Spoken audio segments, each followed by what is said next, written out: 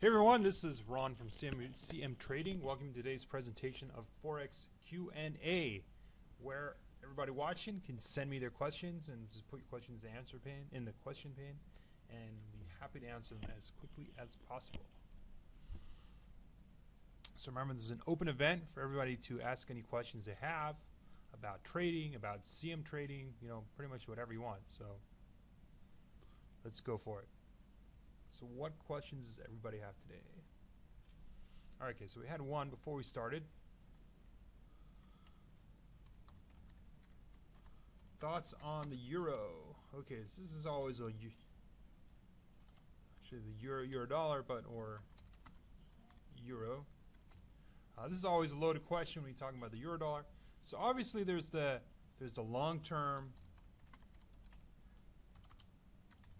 and short term when you talk about the euro.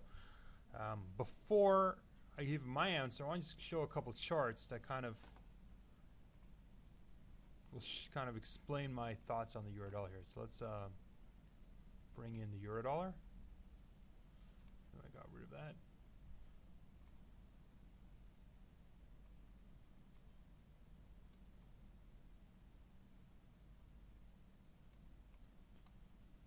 Let's get rid of high low and time. Make this as small as possible. Okay, so here we have a chart of the euro dollar. Let's bring up our daily chart. We can see in the daily chart that the euro dollar has been really selling off pretty hard. However, it's not only the euro dollar that's been falling. Pretty much the euro has been falling against everything. You have, look at this chart over here, the euro against the Australian dollars. This has fallen from 130 down to 116. And if you look back, if you take, let's say, the weekly chart, and you start looking back in the euro dollar all the way to 2008, you'll see this thing really fell hard. It fell from over 2 all the way to like 117, which is a huge fall in the euro Aussie. And this is a 4-year low in the euro Aussie. Same thing if you look at the euro pound. That's a little messed up chart there. Euro pound also at a 4-year low.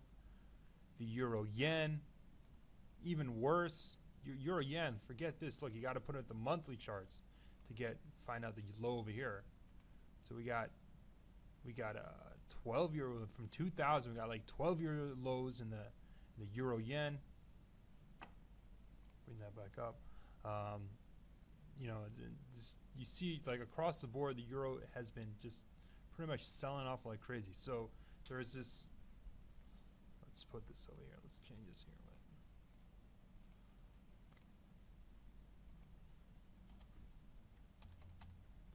We have long-term rotation out of the euro. So when you're trading the euro dollar, you have to keep in mind that there's this huge rotation of money out of the euro, both for economic reasons, just because of the crisis that's going on now over the past couple of years, but also, as you saw in the euro yen and some of these other crosses, that people are just, they're putting their money into other places. It's just the euro has lost its overall global, demand is just kind of decreasing there. So forget. You have to move away from the euro dollar and kind of look at the euro as it's on the whole.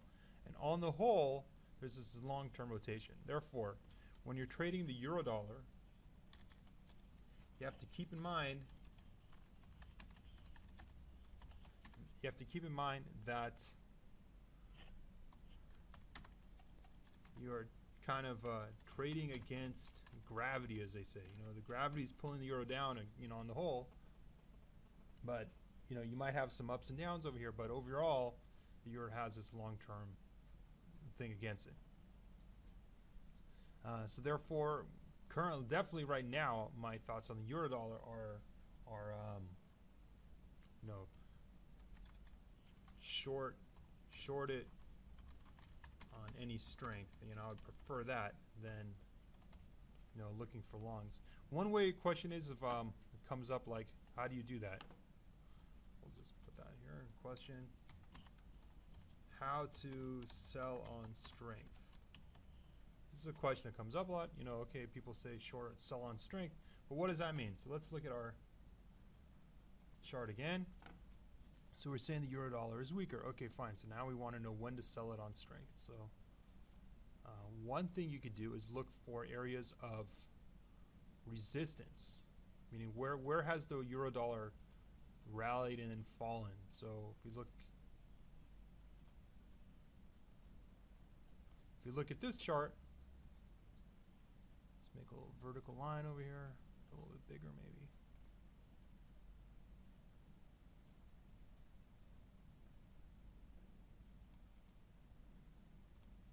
Okay, so if you see this little horizontal line here, you'll see that the euro dollar had a lot of resistance around the 123 level. So that shows you that there's resistance there. There's sellers there. So if it rallies, you want to be selling where there's resistance. An alternative idea would be to sell at areas of previous support. So before there's support around 121.70 or so, you want to be maybe selling around that area also. So that's what's called selling on strength. You want to find areas of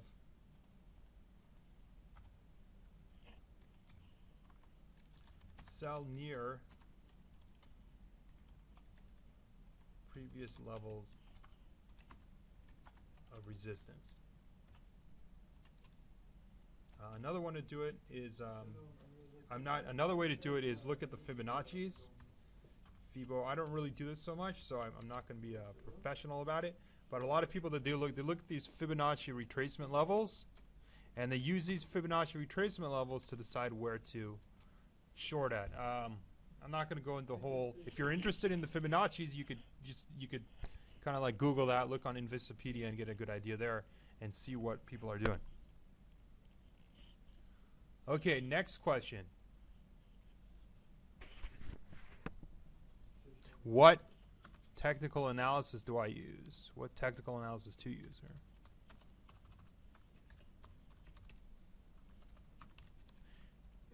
This is a hard question to answer because everybody has like their own little flavor that they like, you know, flavor or I don't know, maybe. So just like you have foods that you like, you're going to have your technical analysis that you like. So you kind of got to go through the different ones and find that you have to find that one type of technical analysis that fits for you. What I like to do, personally, what I like to do is find things that that I can find strategies that blend multiple technical analysis together.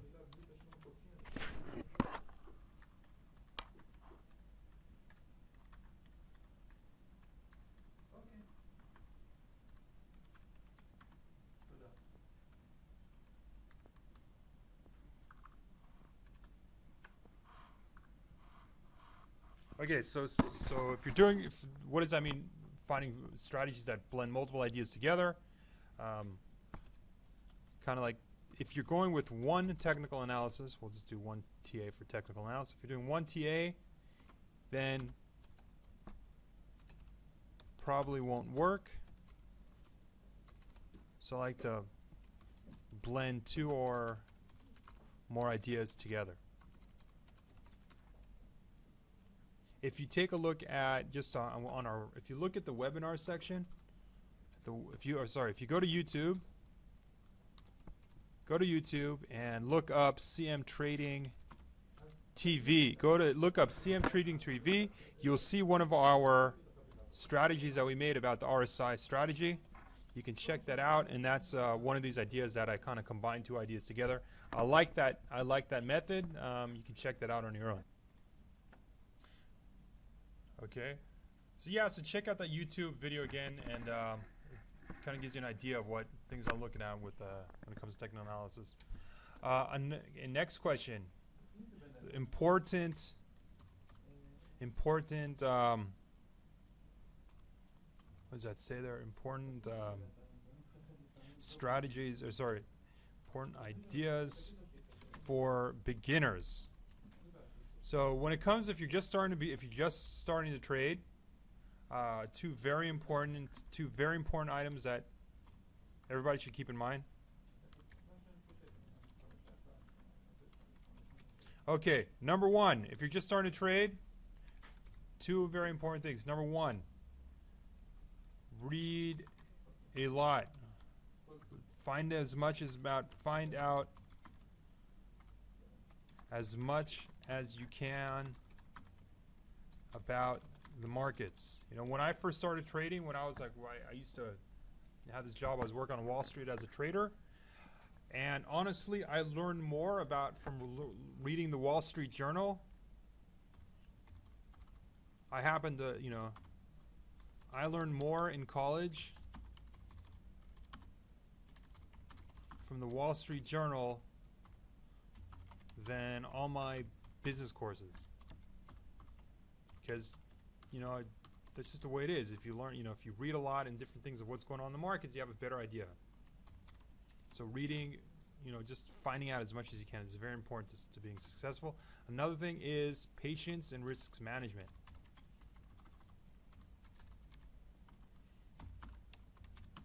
What is risk management? Risk management means taking small trades, cutting your losses quickly. Very important. And if you want to do risk management really well, you should always add that extra T there, not leave it as risk management. Okay, any other questions? Okay, views of gold. Okay, I have to admit, what do I think of gold? All right. Gold is very hard to trade. It's not, you have to be kind of like, in my opinion, okay, actually, it's really my opinion is that gold is hard to trade, all right? Therefore, you have to have an idea you have to have like an idea for your trade. Personally, this is my own opinion. I always get rid of that B. My own opinion is that prices are going higher. Why do I think prices are going higher? Because of inflation. Now, there really isn't a lot of inflation in the world, but you have all these different, central banks around the entire world always doing this, a lot of the stimulus. So I really don't think that you're going to be able to keep it down for so long. So let's bring up a chart over here. It kind of explains what I'm doing. All right, here we got the daily chart of gold coming up. So you see in the daily chart that really gold hasn't done much of anything. It's traded down here around the 1500 levels, around near 1500. Over the entire year, it's really been pretty much spent most of its time between 1530 and about 1650. So it's pretty much it's been between here and here. A lot of it's had some rallies up in there, but it's done a lot of time between 1530 and 1630, especially over the last 2 months. My opinion, though, is that the reason why 1500 is holding is because of this overall stimulus that's going on in the entire world. All the central banks are printing money, and as long as that occurs, even if we don't see a lot of inflation now, that is going to keep gold well bid. So, because of possible inflation, I think 1500 will stay well bid with upside potential. That's my thoughts over there. Oh, now we got oil. Oil. Okay, next question. Yeah, I had to figure. I figured once I'd talk about gold, someone would come up with oil. Oil is really about producers and users, right? You got the companies, you have the countries that are producing it, and the users. So there's always a price where the producers, once it reaches that price, that the producers are just going to sell like crazy. Sell like crazy. And the inverse is true. there's that price where users buy like crazy.